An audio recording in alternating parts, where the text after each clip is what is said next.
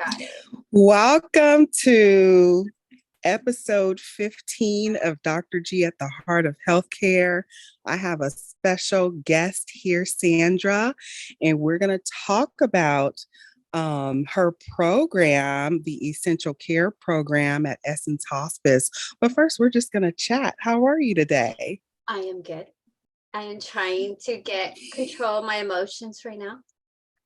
Okay, everybody, you have to know what's going on. So she just dropped her firstborn off at college with a full scholarship to play football. Applause, everyone, okay? Because I did that too. You know, I did that too. So congratulations on that. I know it's emotional. How are you holding up? I cried all day yesterday. It was a hot mess as soon as he dropped us off at the airport. And I'm still, right now, I'm composed. You might see a tear here and there. But I'm going to be okay. It's going to be okay. But I am emotional. I am very emotional. And I thank God I've been very busy at work today. So that's kind of distracted me. So it's helped. If not, I'd be in bed right now just crying. Well, hey, they say hospice people are the most emotional. So I think we're fine. We're in touch with our emotions, right? Absolutely. Yes. Yeah. So that's how it goes. Like I'm an empty nester already. I think you have a couple younger kids, right? I do. It's just different because, when you have one who's your first and he was an only child for 10 years, you're never going to be ready. And even though I have the other little ones, I still feel like part of me is missing. Like half of my heart is in Idaho right now. So, yeah. You'll never, people talk about it. And until something happens to you, you don't really know how it can affect you. When it happens to you, you're like, oh my gosh, this is what everybody talks about. This is what I read about. This is what people I see. And when you see it and you can't relate, only people who can relate can understand that feeling, that emotion, that, oh my gosh, I get it. Been there. You're going to get through it. And so those comments that help, that support has helped me. I know I'm going to get through it. I know I'm being emotional and maybe dramatic. I know at the airport, my husband's like, okay, babe, you need to stop crying. But, I know I'll be fine, but this is what you read about. And when you read it, you just can't relate at that point. But when it hits you and it happens, you're like, I get it. I now understand it 100 or 200%. That's good. And that's what we do in healthcare, right? We want people that's why I do this show. I want people to have the resource when they do go through it so they don't feel alone. But you're not alone here, Mama. My other nickname is Dr. Mama K. I'm Dr. G, but I'm actually Dr. Mama K. And I can relate to those tears of taking them, but it's just something to be proud of, to raise a young man and send them off to college, and all those driving up and down the street, taking them to practice, it turned into a scholarship. So that is wonderful. I know. When my husband and I are turning to one another and we're like high-fiving, we did it. We did it. Remember all those days and nights and early practices and paying for this training and that training and being tired and getting through it. It's kind of like we have our son in college. I mean, that's huge, and it's on a full scholarship. That's even more huge. And yes, we might have to meet at the spot after we get this show going. Yes. So let's jump in. So the relationship when you send your firstborn to college, for me, it turns into like not a manager, not a momager, I'm not hovering, but they kind of consult us and we kind of are there for them when they need help with life skills. And I think that's a perfect segue for your program at Essence Hospice called the Essential Care Program, and it's guided care management. And so I think it's kind of similar. Now I want to say to the audience, you know, if you've heard a lot about community palliative care or value-based care, here in California, we haven't figured out the model completely. It's in the works, but there are a bunch of hospice agencies that are creating programs to help support individuals who are in and out of the hospital, who need help with their chronic conditions and comorbidities. And the Essential Care Program is one of those. And I don't know a ton about it, but I do know people can come on for 60 days and they're kind of helped.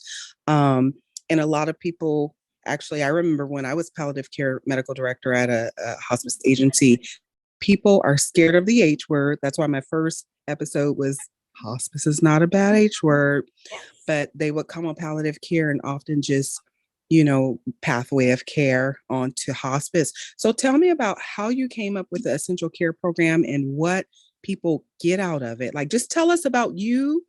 You can say where you're from, where your agency is, and how you came up with the program. And I'm going to sit back and listen. Well, oh gosh, let me see, where can I start? I've been in the healthcare industry for 19 years. And yes, you're right. The H word is very scary. And that is why I love our program. You know, when it comes to what we were discussing with families being scared and having to navigate the healthcare system, it's a lot. It's a lot to digest. It's a lot to take in. Essence here is, I don't want to say new company. We're a medium-sized company. We've grown a lot in the past years. I've been with Essence since March of 2021. So in that span of time, we have just grown here in Orange County. And with our essential care program, the way this program started is we knew there was something we needed to do to be different in the industry, right? Because everybody in hospice, we all want to provide care, right? We all want to provide Yes. the best care. There's no company out there that's going to say, oh, we're just going to provide whatever kind of care. No, we all want families to have peace of mind, comfort, the best care. But what else are you doing different? And so our program, the Essential Care Program, it provides that. We know that families need time to process what's happening. And like you said, the H word, it's very scary, right? So a lot of the times everything's coming at them. Maybe they've had a lot of hospitalizations. Maybe they're at an oncology appointment and they realize like there's no more treatments. Now they're being faced with the H word, the hospice, or they're being newly diagnosed, but that newly diagnosed comes with, hey, it's you just were diagnosed, but guess what? You're at this stage now. So you're now terminal.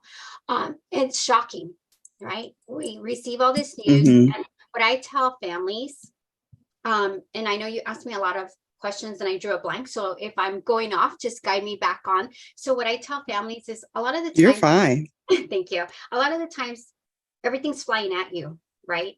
And you feel like you're having an outer body experience because you just were told something and you're intaking maybe 20% of what you were just told.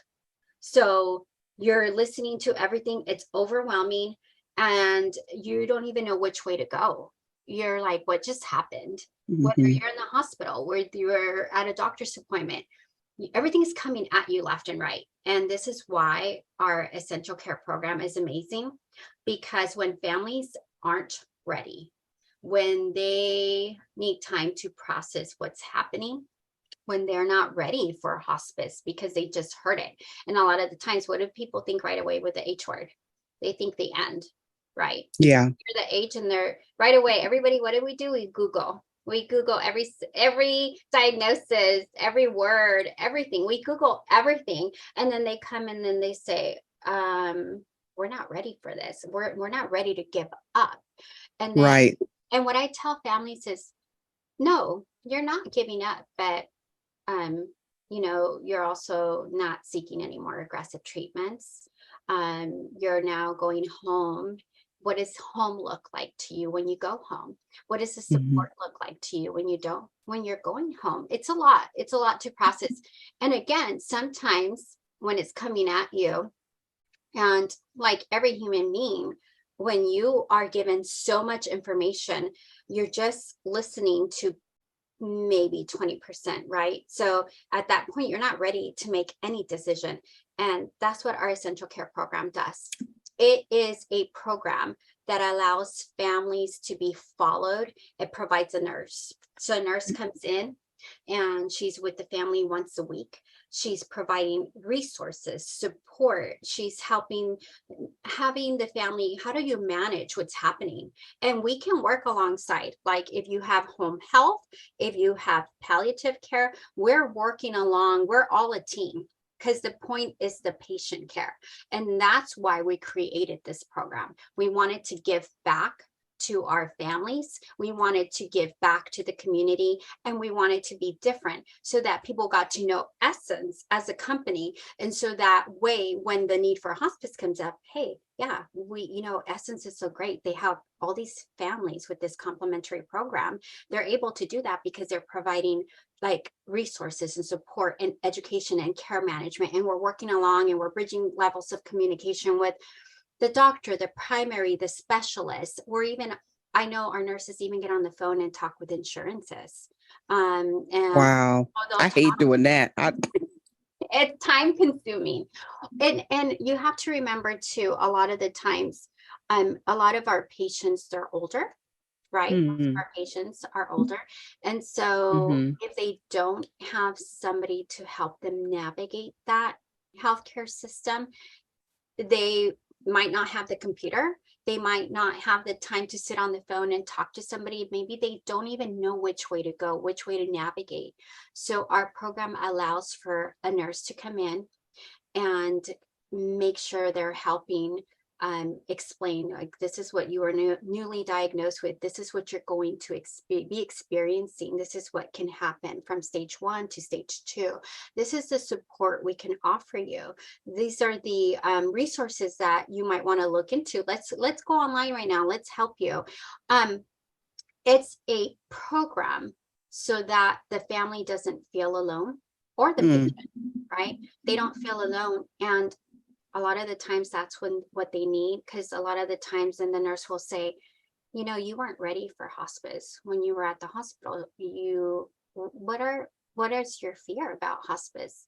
And when you sometimes listen to the fears, you understand I don't know, I'm not ready. It's the end, and I'm not ready to give up. And it's a matter of them understanding. It doesn't mean that. It just means you're now needing a higher level of care. You're needing yes. somebody to come into your home, because guess what? At 2 o'clock in the morning, when your loved one is not feeling good and you're thinking, oh my gosh, we got to go to the hospital, versus if there's no need, if you call hospice and you explain, my mom, my dad, they've been throwing up since 2 a.m. What can I do? Then they're going to say, we're on our way. Start him on this medication. We're on our way. If there's a change in condition, we're on our way. So a lot of the times, going back to the program, is when someone takes the time to process what's happening, then it's a better transition, right?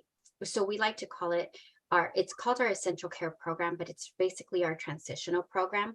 So when they're comfortable now making that decision, sometimes the nurse will, the patient or family member say, so how is this different than hospice? Like, is this similar to hospice? And we're like, oh gosh, hospice is a lot better. Yes. Just a little help. This is to kind of guide you, to be there, to support you, to help you with resources, for the nurse to come in and say, oh, let's call your doctor because you're feeling this way. You're taking all these meds. And did you tell the hospital that you were taking these at home? Because now they sent you with these, and they're interfering with one another. So it's those things that people don't see. And then it's helping them and helping them understand, and it's getting them to that comfort, or now that they process what's happening, then it's an easier transition into hospice. So to me, the program makes a difference, whether the family's not ready mentally, they're not ready, they need a couple of days, but they still need the support. Mhm. Maybe their loved one, they feel they're not physically there, but maybe in a month they'll be ready. So our program helps them. They're there with them throughout them every single week, helping address those concerns, those questions, those issues. That it could be a simple phone call like, no, you don't have to go to the hospital. Let's call your primary care physician, or let's call your house doctor. Let's let them know that you're experiencing this. What does she recommend? So it's just a beautiful program. I'm a huge advocate of our program. I feel that when people are comfortable, they make the best decisions. They have to trust the process. And a lot of the times that takes time. Yeah, that's what I was going to say. You just said beautiful, and that is a beautiful community service education program. Sounds like you guys have, because and making a difference in our broken healthcare system. Because I've seen in my work with hospice that people often do feel abandoned by the healthcare system, and their primary doctor, their oncologist. We're talking about cancer because that's the one that's typically faster than the other diseases we have in hospice care, like COPD or heart failure. But just, for everyone listening, you may be feeling that. And so a lot of hospice agencies are creating these programs to help support you while you're dealing with these chronic issues, because the emergency rooms can't deal with the load of everyone coming in just for IV fluids or for a UTI. And why not have a nurse come over and have a doctor like me on call help you? It's just awesome. And I hope we can get this palliative care right, in our society, so that, it's everywhere for people. But bravo to you guys for having this guided care management.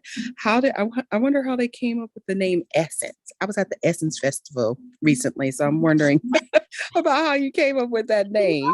I don't know exactly. It just, when I started with Essence, it kind of was perfect, and our logo and everything. And so when we wanted to also bring the program here, we were trying to think of a name that would kind of flow, and we know it's essential, right? It is. It Needed. is. It's needed in this healthcare system.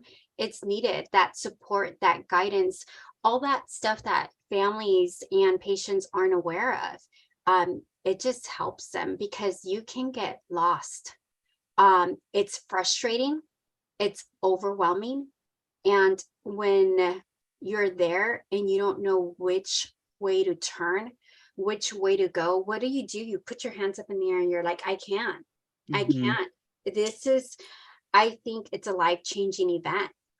Anytime you hear the word hospice, right? Yeah. It's a life-changing event. And that's why I love the program, because when you are faced with a life-changing event, you are not in your right mindset, and everything's coming at you. And so when you feel the support and the guidance, and you have somebody holding your hand, that is why I love our program, because we don't come in pushing like, oh, you need to be on hospice. No, we are there.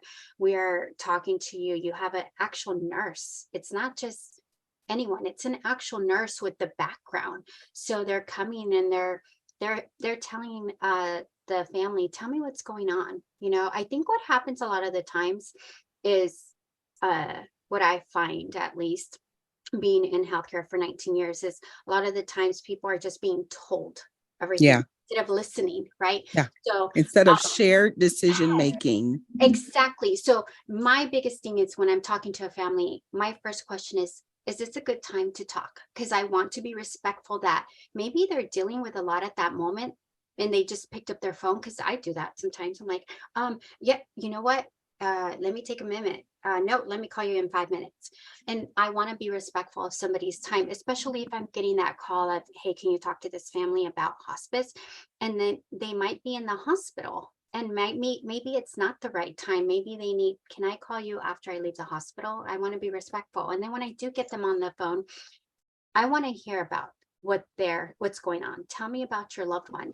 People want to be heard, Yep. want to know you understand what's happening, what their concern is. So then you can offer the right solution. Sometimes I say, you know what? I'm listening to you. Um, I don't think you're quite ready for hospice yet.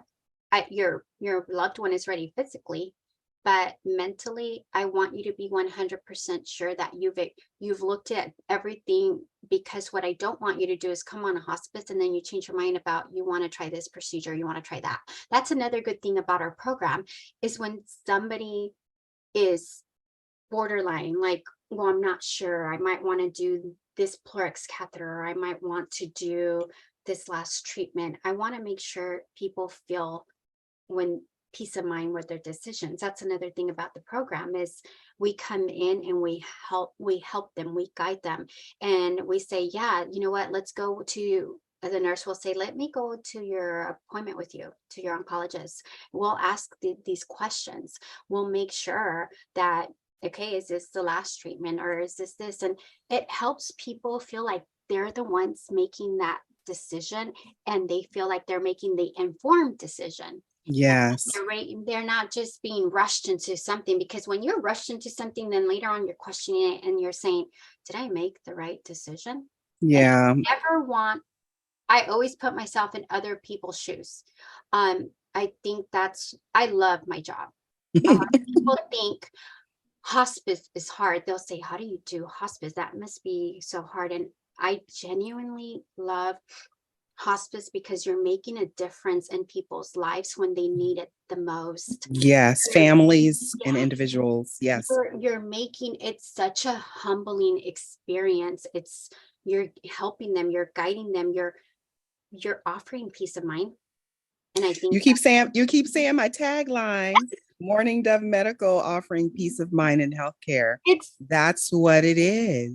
it is, to me, it's important that somebody feels that that pressure is off. Like, Yes. oh my gosh, I made that right decision. And that again, Mm-hmm. that is why I'm a big advocate of our program, because when you feel that you had time to process and you understand what's really happening, when that nurse meets with you and says, you know what, let's give it another week, let's see how she does this week, let's see if she continues to decline.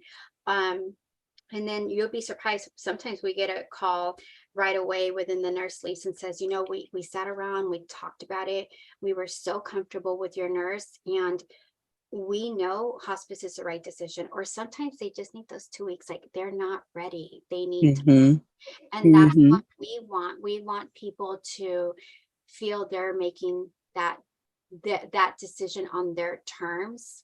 And of course, though, when sometimes it's hard for people to see that, but when they have that nurse without pressure saying, this is what's happening, this is what's Mm-hmm. going on, this is Yeah. what's going to happen within a week.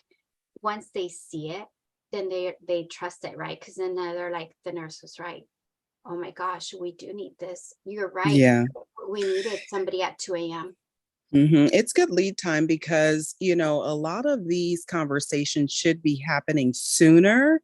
What do they say? The median hospice stay is 18 days, and we know people can be eligible for 6 months or an unlimited amount of benefit periods, but people don't benefit because they're afraid of the H word, or the communication is not happening as they are taking a decline in the trajectory of the disease. And so I love this program that you're doing because you're really being able to educate them and give them the information they need so they can benefit from it when the time comes. So I just want to highlight some of the actual things that occur in the program just for everyone listening. So guided care management, and there's a list here in the brochure, and not that if you don't live in Orange County, obviously you're not going to benefit, but there may be something in your city, in your state or your town that you have some criteria that you can look into for a program to help you with things when you have chronic issues. I also am going to add to the show notes, Get Palliative Care. That is a website by CAPSI. You can actually put your zip code in there and maybe find a agency near you. But let me talk about some of the things that you guys help coordinate. And I call that care coordination. So home care, home health, in-home support services, IHSS is what it's called in California, placement. Sometimes, of course, caregivers, you are doing the best you can for your loved one, but sometimes you need professionals to take care of some of those needs, and it's beyond the scope of caregiving. It's skilled nursing, and so that's what that's for. Or memory care if it's advanced dementia and maybe they're wandering and they need a place to live where they're secure and they're safe and they're able to socialize and have a routine. And let's see, you guys help with advanced directives, power of attorney, the pulse form, that Yeah, hot pink form. Um, scary it one, may, right? yes, it may have a different name in other states, but it's basically the pulse stands for physician orders for life sustaining treatment, and it's you saying, hey, if I'm not breathing or if whatever's going on, this is what I want, and it's so important for you to make those decisions before we're in the emotional, high stakes, you know, chaos of healthcare so Yeah. that your wishes and your wishes are honored. We talked about that on National Healthcare Decisions Day. But anyway, next, let's see, you guys help with Medi-Cal, Medicare, disability, Lifeline, pharmacy assistance, primary care physician services, transportation, and the hospice counseling that you've been saying. So what is that Lifeline? I guess that's the only thing on here that doesn't look familiar to me. Those life alerts. So Oh a lot of yeah. the times, yeah, sometimes people don't know, okay, where do I go? What do I do? What resources do we have? So we give them all these, we don't provide you right all these things. We offer them the resources. So we let them know, okay, you have these options. Your loved one's at home alone. Have you looked into this life alert or this medical device? So we want them to start looking at all of these medical equipment or devices that can make sure if there's a child that lives out of state or a loved one that lives out of state, you're making sure they're well taken care of. Maybe they're having falls, so those life alerts, those are resources for having those medical devices. Yeah. Well, thank you for sharing that. Like I said, it was so good to connect with you. So glad Mourning Deaf could partner with you guys and look forward to doing great things. But I want to leave the listeners with this beautiful part in this brochure. It says Essence Essential Care Program offers a guided pathway in navigating your healthcare needs. When it matters most, you want someone you can lean on who will help prepare and empower you as your healthcare needs change. Sounds like we're kindred. Thank you. Thank you so much for having me on your show and bringing light to the difference that not only our program does, but what hospice does too. Yeah. All right, guys. Thanks for joining us. Peace.